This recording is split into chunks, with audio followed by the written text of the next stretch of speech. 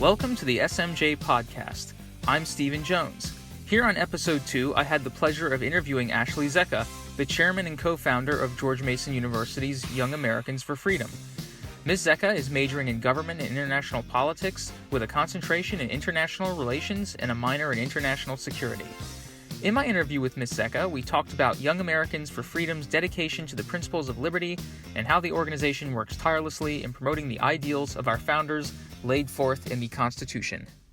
So we're a conservative group, and we believe in limited government, strong national defense, and traditional values.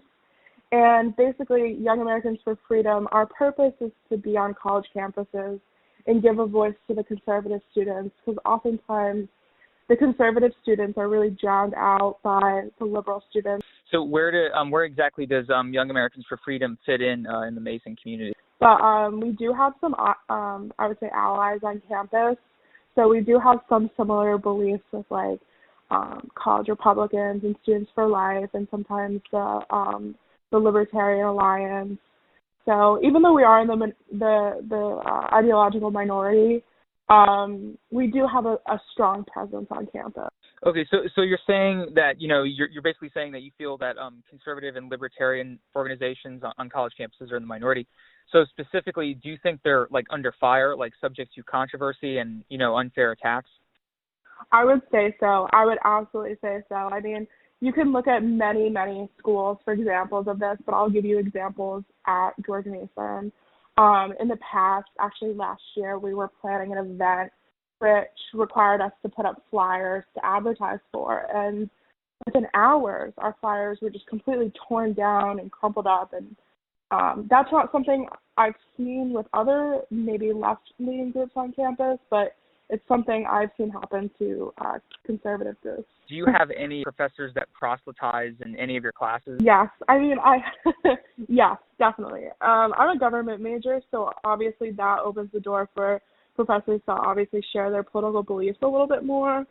I would say, I won't name names, but I do have a professor currently who's been very open about her political beliefs, and her political beliefs happen to not align with mine at all.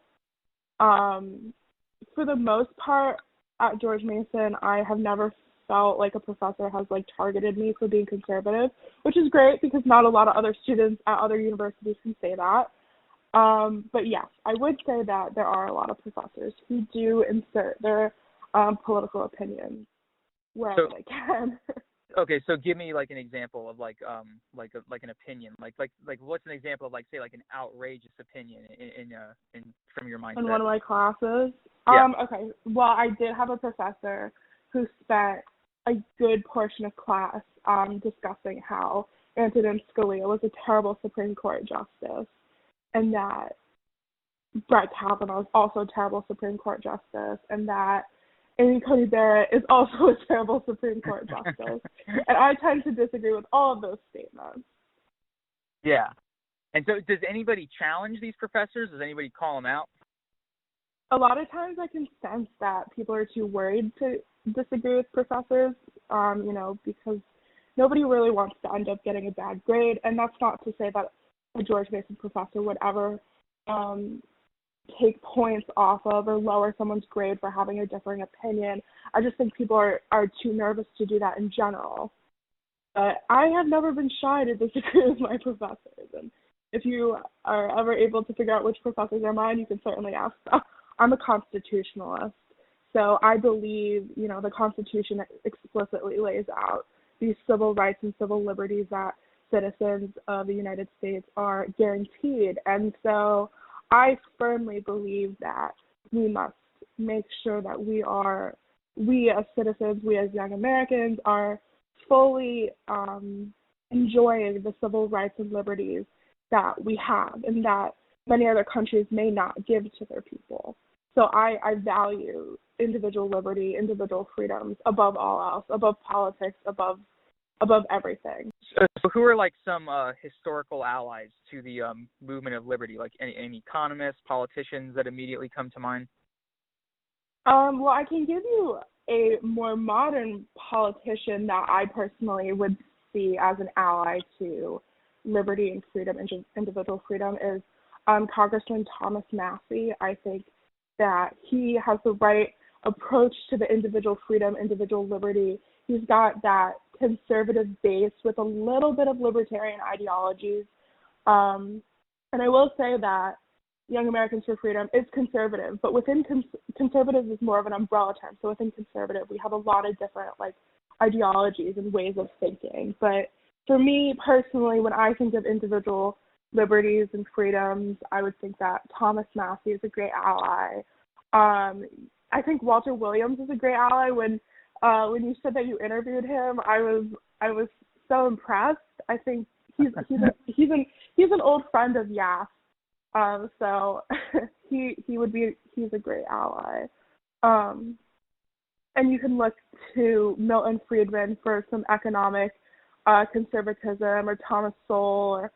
I think there's a lot of really great allies. I could spend hours talking about it. Turning to the controversial COVID-19 lockdowns, we discussed the recent intrusive government lockdowns spreading across the country, the rationalization behind them, and the hypocrisy behind those who turn a blind eye on packed protests and riots. Recently in Pennsylvania, Tom Wolf, the governor, gave a bunch of lockdown mandates, and so these are some of them. No indoor parties, weddings, funerals, group meals. No visiting between households, outdoor gatherings restricted to 10% occupancy, no indoor dining, outdoor dining restricted, limited occupancy for retail stores, museums, theaters, gyms closed. Good idea, bad idea, tyranny? Well, I certainly have a lot of issues with those kinds of lockdowns. And my first, as you were telling me all the things, the governor's rules, the first thing I thought of is, oh my gosh, businesses, small businesses, family-owned businesses are just absolutely doomed with those kinds of lockdowns. That's, I would say, first off, that my heart goes out to anybody affected severely by those lockdowns. And second, I really don't think that those kinds of lockdowns are, one, necessary, and two, really beneficial. I actually interned for a representative this past summer, and he discussed lockdowns with us quite a bit. And he said that, and he's from California, and he said that, the governor's lockdowns may work for big cities like LA or Santa Barbara, but they don't work for the smaller towns and the suburbs and the communities, because not all the cities in one state are the same and have the same requirements. So I think that those kinds of broad universal lockdowns are not ideal, because it's not taking into account other communities within a state. It really makes me wonder, because you always hear this mentality that, the implication, usually most people don't come out and say it immediately, but I mean, this is what they're basically saying, summarized. They say basically the Bill of Rights is only really good for times of peace, and then when it comes to a time like a pandemic or, an emergency of some sort, then you have to disregard freedom totally. And I always say that, no. The Constitution is there in times of danger, not in times of peace, not when you're sitting at home watching Netflix. It's there specifically when terrorists attack, when there's a pandemic. Do you agree with that? I wholeheartedly agree. And I've studied the Constitution a few times, and I have a beautiful, gilded Constitution next to me, actually. And nowhere in it does it have, a little asterisk that says, this is valid except for times of war or pandemics. The Constitution is not fluid to the situation of America. People don't realize that the Constitution is to protect the people from the government. So by allowing the government and the people to say, oh yeah, this is only valid sometimes, we lose that protection that the Constitution gives us. So, and especially with what's going on and the question of, are masks or lockdowns a violation of the Constitution, or whatever constitutional argument you may formulate out of that. Now more than ever, the Constitution is incredibly important, so valuable to the people. Mm-hmm.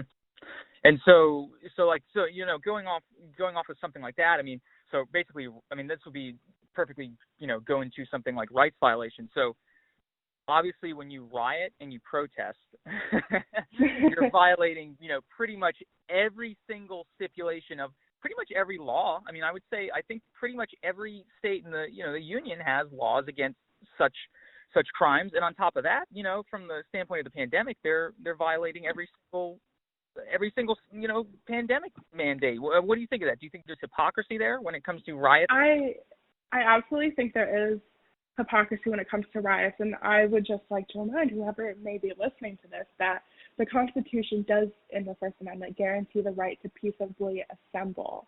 This is not peaceful. Rioting and looting and burning streets. I mean, I saw videos of extreme violence between these people. This is not this is completely illegal. You cannot even make a case for it being peacefully assembling or peacefully protesting.